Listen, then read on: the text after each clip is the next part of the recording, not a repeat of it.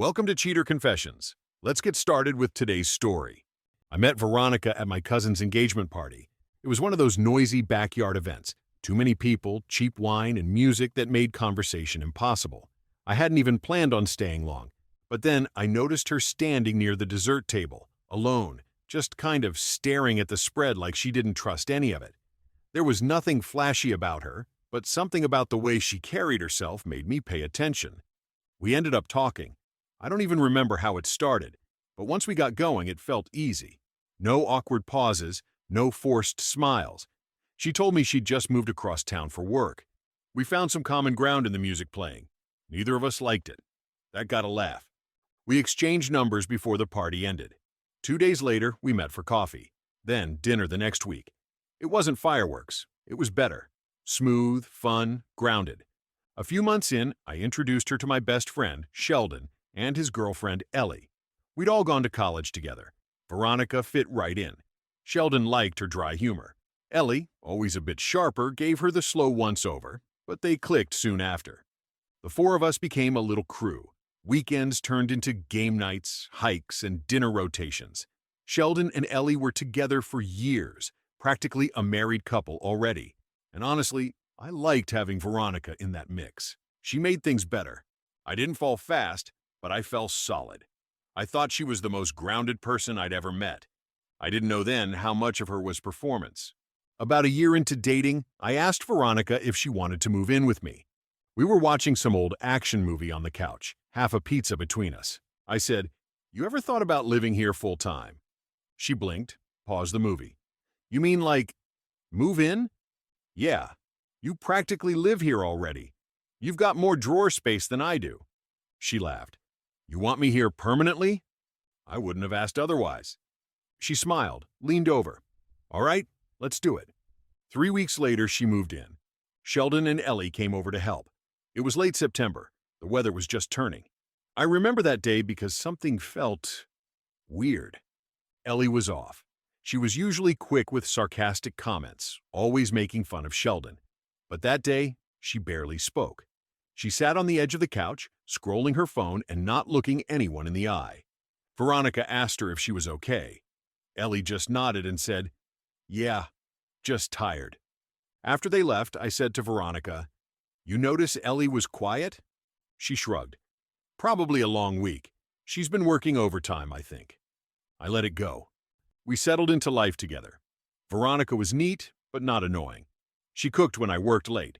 Domestic life was surprisingly easy. Then, about 6 months in, I took her to the place we had our first real date, this little Italian spot with lousy decor. I had the ring in my coat pocket. When I asked, she just stared at me for a second, silent, then said, "Yes, of course." We told Sheldon and Ellie the next night. Sheldon congratulated us like I expected, loud, full of jokes, pulling me into a hug like he meant it. He talked about throwing me a proper bachelor party and made a crack about finally getting someone to put up with me. It all landed right. Too right in hindsight. Ellie was quiet. She hugged Veronica, smiled politely, and stood back like she was waiting for the night to be over. Nothing dramatic, just distant. At the time, I thought maybe she and Sheldon had argued on the way over, or maybe she just wasn't in the mood for a celebration. But looking back, the shift wasn't hers. It was Sheldon.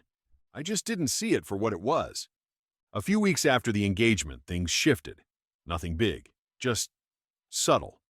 Veronica started coming home later, said work was piling up and she was too tired to talk. It wasn't coldness. It was an absence. At first, I chalked it up to stress. Planning a wedding while working full-time? Not easy. I tried to be supportive, picked up extra chores, gave her space. But she wasn't just tired. She was somewhere else. One night, I asked her, "You good?" She looked up from her laptop. "What do you mean?"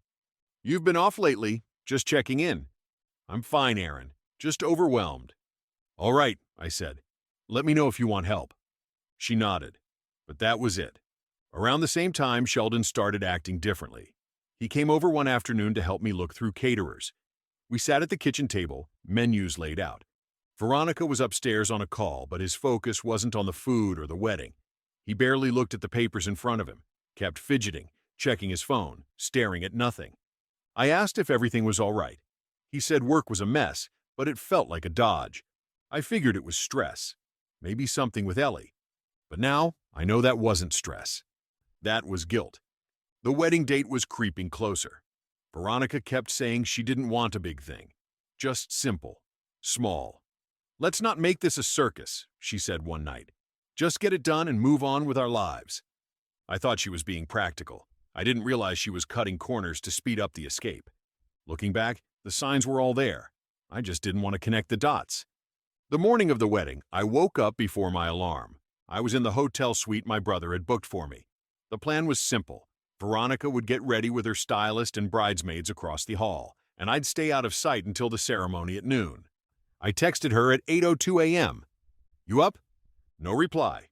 I tried calling her, straight to voicemail. I opened our last thread of messages. My texts weren't delivering anymore. The gray check marks were gone. I tapped her name, waited a second, then realized she'd blocked me. On the morning of our wedding, the woman I was about to marry didn't just disappear. She shut the door behind her and made sure I couldn't even knock. I called her maid of honor, Dana. She picked up, half panicked. "Aaron?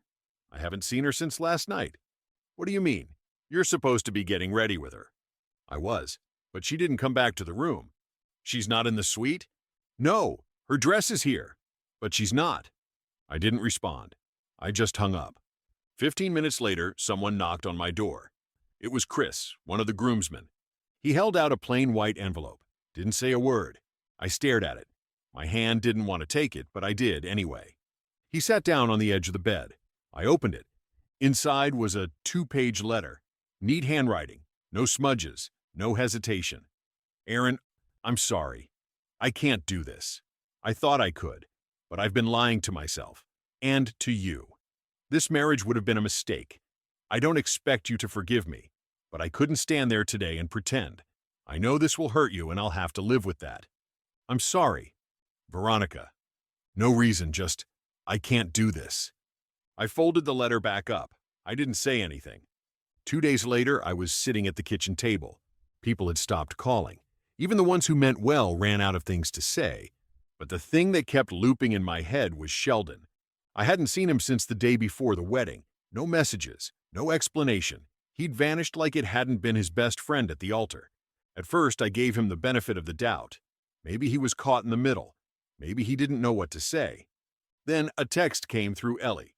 She asked to talk, just the two of us. I told her to come by. When she arrived, she looked wrecked. Not in a dramatic way, just worn down. She stood in the living room, uneasy, like she was still deciding whether to speak or leave. I offered her a seat, but she stayed standing. She didn't waste time. She told me she found out the truth after the wedding, not from Sheldon, but from Veronica herself. Veronica hadn't left alone. She'd left with Sheldon. Apparently, it had been going on for a while. Late-night work sessions, quick errands that ran long, those quiet, strange weekends when Veronica kept to herself, and Sheldon always had an excuse for bailing on plans. I didn't ask for details. I didn't want them. Ellie said she only found out after the fact. A few unanswered calls, one vague text from Veronica that said enough. Sheldon didn't come home. Veronica didn't come back. She looked at me like she expected something. Anger, maybe. Sympathy. I gave her nothing. She left without saying much else. I stood there for a long time after she was gone, staring at the table we used to eat dinner at. They didn't just leave. They erased everything and didn't bother to clean up after themselves. The truth didn't hit me like a punch. It settled in like poison. For a while, I didn't do much. I went to work, came home, avoided people. Grief like that isn't loud. It's not even sad, really. It's blank. You stop expecting anything good and just focus on staying upright. I didn't hear from Sheldon. Not a text, just silence. Ellie reached out a few more times. She said she was in therapy. She was angry too. I didn't engage. We were both in the same boat, but that didn't mean we had to row it together. 3 months went by. Then one Sunday afternoon, I saw his name light up on my phone. Sheldon. I stared at it until the screen went black. 3 nights later, just past midnight, my phone buzzed. It was him again. One message. No follow-up, just this. "I've been trying to write this for days, but there's no version where I come out clean. I crossed a line I can't uncross. I betrayed the one person who always had my back. You didn't deserve it. I'm not asking for forgiveness. I wouldn't give it either. I just need you to know I hate what I did, and I hate who I became. I stared at the screen for a long time. Then I turned the phone over, face down. He got to say what he needed, and I didn't owe him anything back. I started running again. I stopped checking social media, got serious about work, rebuilt some old friendships. Slowly, the static cleared. One night at a friend's small gathering, I met someone new. Nothing serious, just a conversation that didn't feel like an effort. I didn't tell anyone, not right away. I wasn't ready for labels. I just needed to feel like I was still capable of something normal. And surprisingly, I was. It had been almost a year since the wedding day that never happened. I wasn't angry anymore. I'd rebuilt my life in pieces. New routines, new relationships, a quieter mind. Veronica was a ghost. Sheldon was nothing at all. Then, on a cold Thursday evening, I opened my door and found her standing there. Veronica. Hair tied back, dark circles under her eyes, a heavy coat that didn't quite hide the weight of regret. She didn't wait for an invitation. I know I shouldn't be here. I didn't say anything. I leaned against the doorframe and waited. Sheldon's gone, she said. Not disappeared, not out of the country, gone. I didn't react. He lost his job. Word spread. No one wanted to work with him. She looked down at her hands. He couldn't get hired anywhere after that. He moved back in with his parents 2 towns over. Last I heard, he was bartending at a dive on Route 6. Said he needed to start over. I didn't feel triumphant, just confirmed. Some things catch up, even if you're not the one chasing. She looked up at me.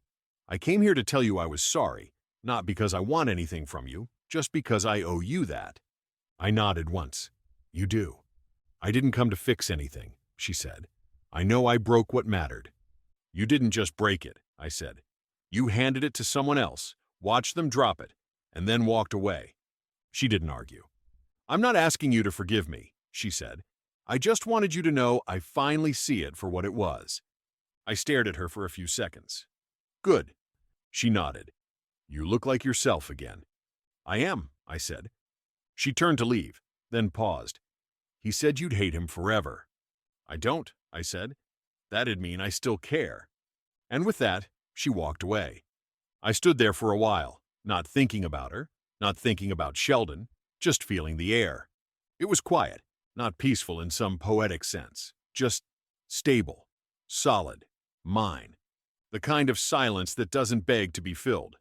I closed the door, locked it behind me, sat down at the table.